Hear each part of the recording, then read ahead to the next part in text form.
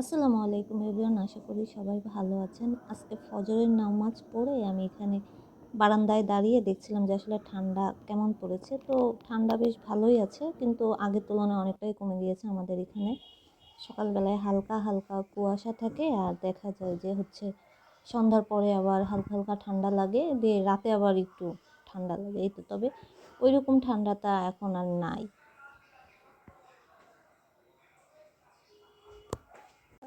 তারপরে আজকে যেহেতু ফ্রাইডে, আজকে আমার মন চাচ্ছিল যে চিজ পরোটা খাবো।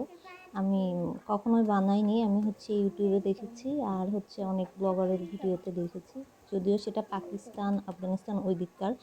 আর আমার রুটি পরোটা আমি আসলে ওইভাবে বানাতে পারি না, তারপরেও চেষ্টা করছিলাম এভাবে রুটি বানিয়ে তার মধ্যে চিজ দিয়ে ওইটাকে আবার ইয়ে করে তারপরে ভাজতে। আর এখানে আমার ফুফাতো বোন ও ভাপা পিঠা বানাচ্ছিল সকালে। আজকে আমাদের নাস্তাতে এটাই খাবার।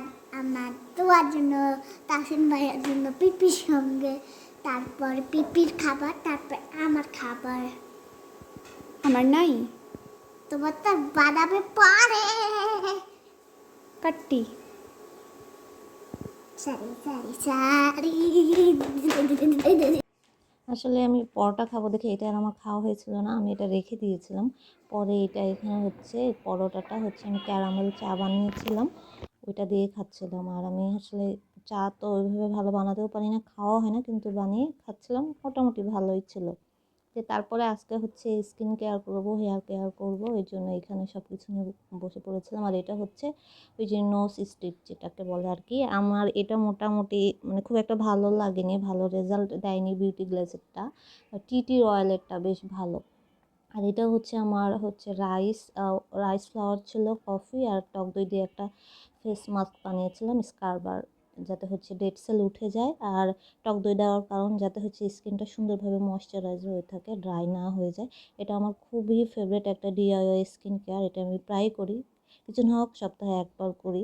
আর এখন তো উইন্টার, এখন তো করতেই হবে। আর এটা আমার এই যে 3 রকমের তেল মিশিয়ে একটা হেয়ার মাস্ক বানিয়েছিলাম, বাদামের তেল, আর্গান অয়েল আর ক্যাস্টর অয়েল দিয়ে বানিয়েছিলাম। এটা মাথায় রেখে তারপর আধা ঘন্টা রেখে শ্যাম্পু করে ফেলবো। তো এইখানে এটা চুলে লাগাচ্ছিলাম, চুলে লাগিয়ে আমি শাওয়ার ক্যাপ না থাকলে পলিথিন দিয়ে পেঁচিয়ে রাখি, তাহলে হয় কি চুলটা শ্যাম্পু করলে অনেক সফট হয়। আর মানে পলিথিন মাথায় দিয়ে রাখলে চুলের লোমকূপগুলো খুলে তেলটা ভিতরে যায়, ওটা ভালো কাজ করে।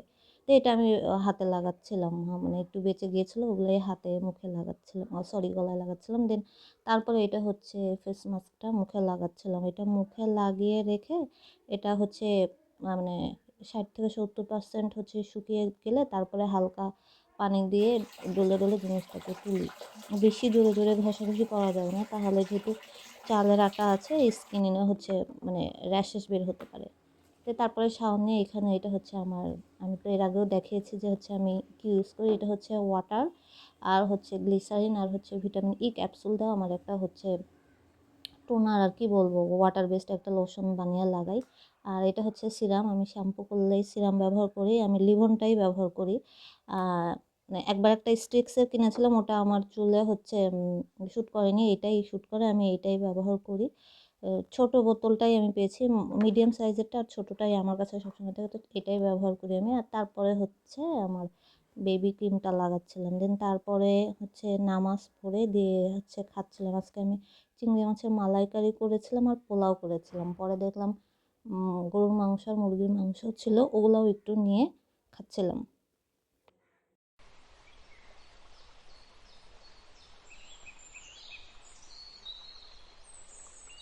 তারপরে খাওয়া দাওয়া করে একটু রেস্ট নিয়ে তারপরে আবার আসরের নামাজ পড়ার আগে আমি এখানে আব্বুর জন্য যেহেতু কফি বানাতে হয়, কফি বানিয়ে এখানে কিছু ফ্রুটস কাটছিলাম, যেটা আসরের নামাজ পড়ে তারপরে বারান্দায় বসে খেতে পারি। এখানে ছিল এটাকে কি বলে, হোয়াইটটা আমাদের এদিকে বলে কেশর মনে হয় বলে, আর ওইটা মালটা ছিল, আর ছিল মিষ্টি আলু। এটা আসরের নামাজ পড়ে তারপরে বারান্দায় বসে খাবো। আর আসরের নামাজ আমি আল্লাহর রহমতে যেহেতু ছোটোবেলা থেকে আমি 5 ওয়াক্ত নামাজ পড়ি, মাঝে মধ্যেই আমি এই সূরাগুলো পড়তাম। তো এখন রিসেন্টলি কয়েক মাস টানা পড়ছি, সেটা দুপুর আসরের নামাজের পর সূরা আর রহমান, তারপরে মাগরিবের নামাজের পরে সূরা ওয়াকিয়া, অ্যান্ড দেন তারপরে ইশারের নামাজের পরে সূরা মুলক। এগুলোর যে কী বেনিফিট সেটা তো আপনারা সবাই জানেন। তো আমি এটা মাঝে মধ্যে এখন নিয়মিত পড়ি। দিয়ে তারপরে এখানে হচ্ছে ফ্রুটস খাচ্ছিলাম আর বারান্দায় বসে ওই যে এখানে বাচ্চারা ব্যাডমিন্টন খেলছিল, ওদের খেলা দেখছিলাম আর খাচ্ছিলাম। ছোটোবেলাতে তো আমরাও ওভাবে খেলতাম। তো ওরা প্রায়ই বিকালে দেখি যে ওখানে ব্যাডমিন্টন খেলে বালুর উপরে, যেহেতু ওইদিকে কনস্ট্রাকশনের কাজ চলছে। ওটাই দেখতেছিলাম আর বসে বসে খাচ্ছিলাম আর ভাবছিলাম আমরাও কত সুন্দর ছোটোবেলার চাইল্ডহুড কাটিয়েছি। তো যাই হোক, আজকের মতো এতটুকু। সবাই অনেক বেশি ভালো থাকবেন। আল্লাহ হাফেজ।